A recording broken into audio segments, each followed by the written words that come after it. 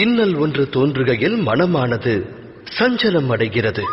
வேதனை மனதை வியாபிக்கிறது. முடிவெடுக்க வேண்டிய தருணம் யுத்தமாகிறது. மனித மனமானது யுத்த பூமியாய் மாறுகிறது. இக்கட்டான சூழலை போக்கும் உபாயத்தை மானிடர் தேடுவதில்லை. மனதினை சாந்தப்படுத்துவதற்கே அவர்கள் முயல்கின்றனர். ஆனால் ஓடிக்கொண்டே உணவருந்த இயலுமா என்ன? இயலாது.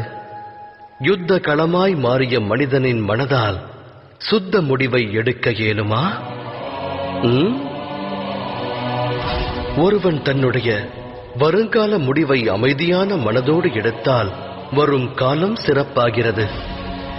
அதே சமயம் மனதை அமைதியடையச் செய்ய வருங்கால முடிவை ஒருவன் எடுத்தால் அவன் வருங்காலம் புதிராய் மாறி முட்கள் நிறைந்த விருட்சமாகிறது.